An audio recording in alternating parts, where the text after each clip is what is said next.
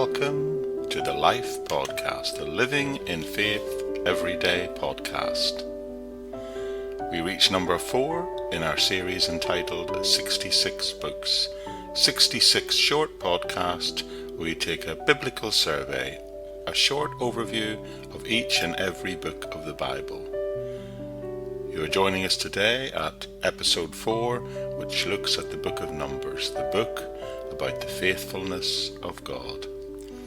As in all of these studies, the format we shall be considering: the title, the naming of the book, looking at who was the author, and who were the recipients, the people to whom the book was written. Also considering what the main message of the book is, taking a short look at its structure, and then finally thinking about what was the purpose of the book. So welcome to episode 4, Numbers, the book of the faithfulness of God.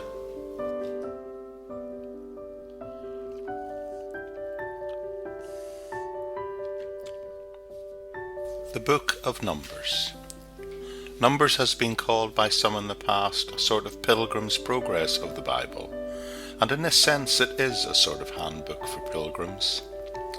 However, the Hebrew title of the book is Bamidbar, which comes from the Hebrew word which simply means wilderness, or in the wilderness. The English title Numbers was given to the book by the early Greek translation simply because on 2 separate occasions in this book a census takes place. These occur in chapter 1 and again in chapter 26. But since the 2 censuses represent only a small portion of the book, the English title Numbers does not really give a true indication of the whole book's contents.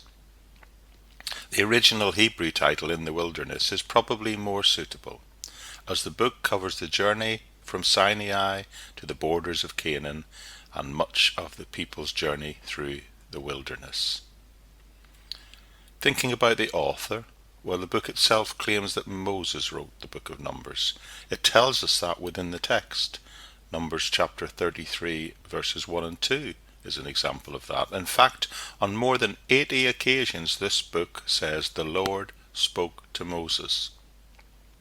Other parts of the Old Testament also attribute the book to Moses. For example, in Ezra chapter 6. There are also several New Testament passages that cite events from Numbers and associate them or credit them to Moses. Examples of that can be found in John chapter 3, Acts 7, 1 Corinthians, Hebrews chapter 3, and indeed Jude verse 11. In addition to all that, there's a common ancient tradition to Mosaic authorship of this book among both Jews and Samaritans and indeed Christians of the early church. The recipients, the people to whom this book was written. At the point where the book of Numbers opens, the people of Israel have been camped at Mount Sinai for about 1 year. During that time, God had been preparing them for the life ahead by instructing them in the kind of religions, the moral and social order he required of them as his covenant people. The time had come for the people to leave Sinai and head for the promised land of Canaan. The book of Numbers picks up where Leviticus left off. It records the last 19 days at Mount Sinai, opening verse of Numbers, and in chapter 10 verse 11. It depicts Israel's journey from Sinai to Kadesh Barnea and traces Israel's journey across the various places in the wilderness, finally reaching the plain of Moab across the river Jordan from Jericho. The book therefore covers a period of about 38 years and 9 months. The date is seen therefore to be approximately 40 years after the Exodus, so somewhere around 1407 BC. Genesis, Exodus and Leviticus, they were all written and all originally received by that Exodus generation. However, this is the first book of the Bible, the first book of the Pentateuch, for which that's not true, because at this point the Exodus generation had all died in the wilderness. Numbers was the book received by the first new generation that had not lived through the experiences described in it. The book therefore would stand as a reminder and a warning of what unbelief can do. The message of the book, the subject of the book, is the faithfulness of God.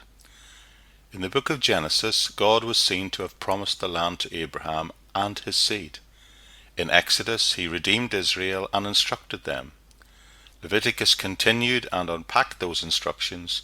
The book of Numbers details the preparation for the journey and outlines certain regulations that the people had to follow, but also describes significant events that occur along the way.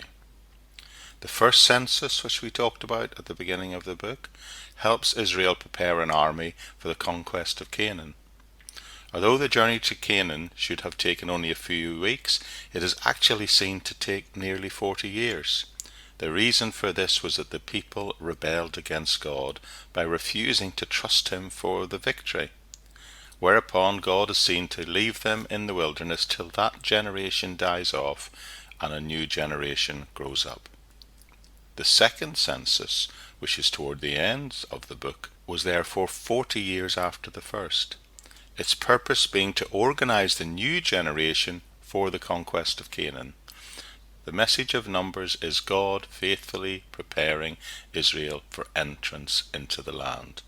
But because of unbelief and disobedience, he disciplines them. Because they were disobedient, he identifies those who are faithful to his covenant, and he prepares a new generation to inherit the land.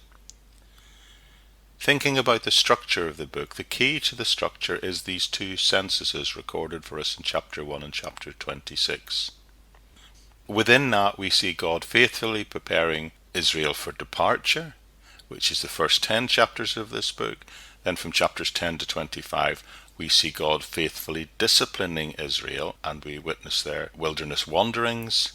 And then in the third part, from chapter 26 to the end, we see God beginning his process of faithfully preparing the new generation, the numbering of the people again, the giving of laws, the allotment of the land. The purpose of the book. Well, there is a sense in which Numbers was written to trace the history of Israel's wandering from Sinai to Moab, but there's obviously more to this book than that. The fact that there are really very little detailed records of the 38 years of wandering and the presence of so many laws and regulations actually goes to demonstrate that Numbers is in fact a very thematic history. One of the main purposes of Numbers is to teach about God's faithfulness. God is seen to be faithful to prepare the Exodus generation to enter the land. However, that generation is seen to fail. But finally, we see that the purpose of God will be fulfilled in how he takes things forward, whilst at the same time drawing attention, giving a warning, if you like, against unbelief. In attempting to summarize the whole book, we might say Moses wrote this book to the new generation to teach them that God faithfully prepared the Jewish people for entrance into the land, but drawing attention to the fact that because of unbelief they disobeyed him. Therefore God disciplined that disobedient generation, while at the same time remaining faithful to his covenant and preparing a new generation to inherit the land. Ultimately showing that God is always faithful to fulfill all his promises.